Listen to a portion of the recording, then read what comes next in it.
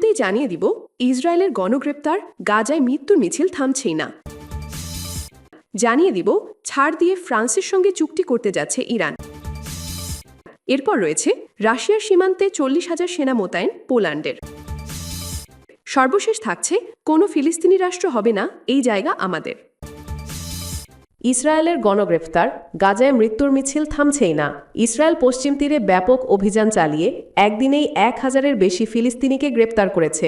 একই সঙ্গে গাজায় বিমান হামলা অব্যাহত আছে। সেখানে দুর্ভিক্ষে জর্জরিত সাধারণ মানুষের মধ্যে নতুন করে হতাহতের ঘটনা ঘটেছে।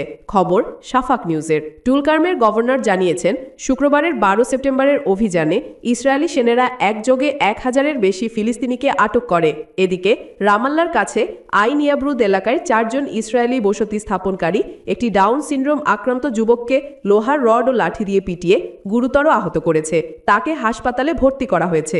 গাজার আল আউদা হাসপাতালের তথ্য অনুযায়ী গত 24 ঘন্টায় বিমান হামলায় 3 জন নিহত ও অন্তত 38 জন আহত হয়েছেন। হামলাগুলো হয়েছে মানবিক সহায়তার লাইনে দাঁড়ানো ভিড়ে এবং মধ্য গাজার কয়েকটি আবাসিক এলাকায়। গাজার স্বাস্থ্য মন্ত্রণালয় জানিয়েছে, যুদ্ধ শুরু হওয়ার পর থেকে মোট মৃতের সংখ্যা 64,700 ছাড়িয়েছে।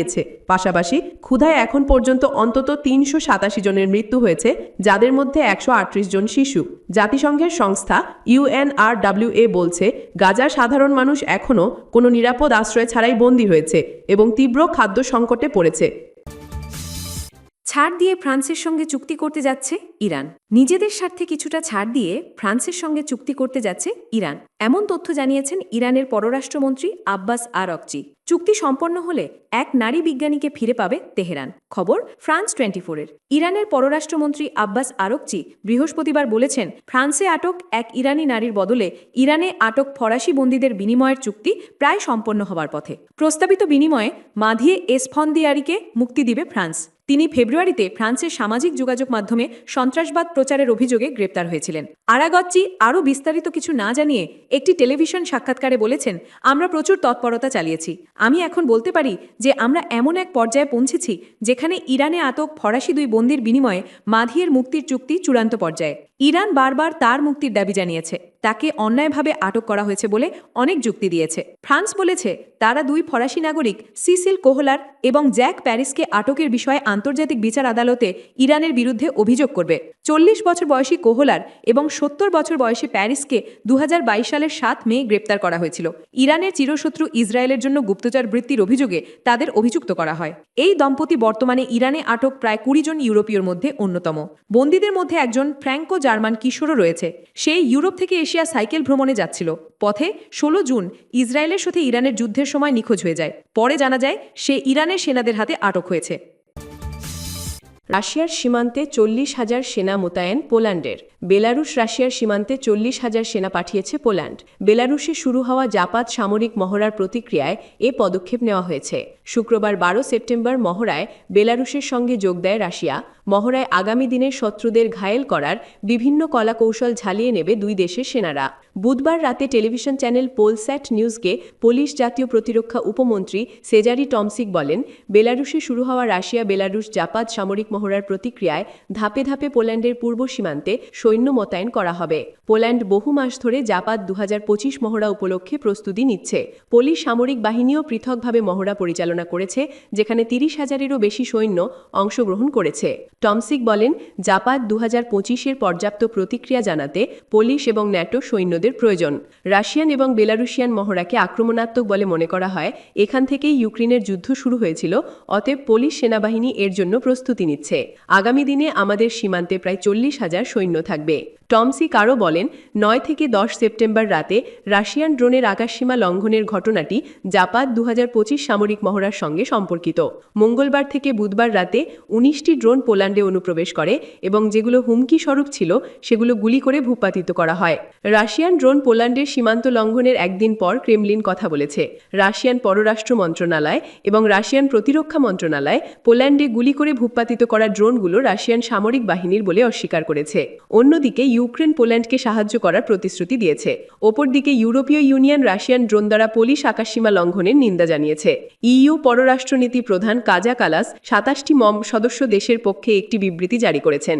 এতে ইইউ পররাষ্ট্রনীতি প্রধান বলেছেন, এটি রাশিয়ার একটি আক্রমণাত্মক এবং বেপরোয়া কাজ যা ইইউ নাগরিকদের নিরাপত্তা, আঞ্চলিক স্থিতিশীলতা এবং আন্তর্জাতিক শান্তির জন্য হুমকিস্বরূপ।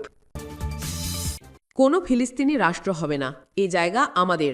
ইসরায়েলি প্রধানমন্ত্রী বেনিয়ামিন নেতানিয়াহু ফিলিস্তিন ভূখণ্ডকে নিজেদের জায়গা দাবি করে কোনো ফিলিস্তিন রাষ্ট্র প্রতিষ্ঠা হবে না বলে মন্তব্য করেছেন। ফিলিস্তিন রাষ্ট্রের অস্তিত্ব থাকবে না এমন ইঙ্গিত দিয়েছেন নেতানিয়াহু। কাতার ভিত্তিক সংবাদ মাধ্যম আল জাজিরার প্রতিবেদনে এই খবর জানানো হয়। প্রতিবেদনে বলা হয়েছে, প্রধানমন্ত্রী নেতানিয়াহু অধিকৃত পশ্চিম তীরে নতুন বসতি সম্প্রসারণ প্রকল্প আনুষ্ঠানিকভাবে অনুমোদন দিয়েছেন। বিশ্লেষকদের মতে এই প্রকল্প বাস্তবায়িত হলে ভবিষ্যতে ফিলিস্তিনি রাষ্ট্র গঠন কার্যত অসম্ভব হয়ে পড়বে।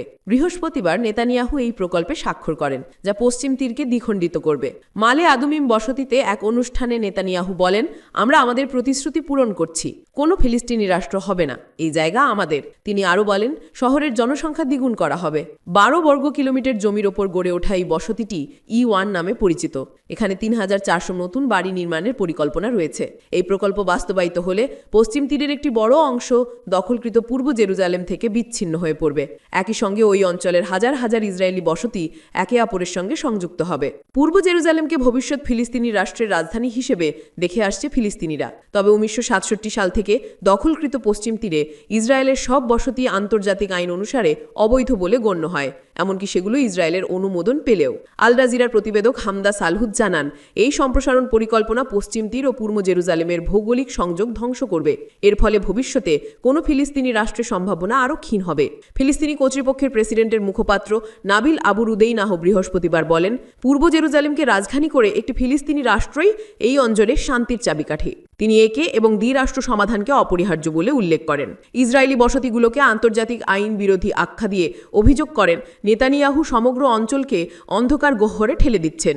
রুদেইনাহ বলেন, ইতিমধ্যেই জাতিসংঘের ১৪৯টি সদস্য রাষ্ট্র ফিলিস্তিনকে স্বীকৃতি দিয়েছে।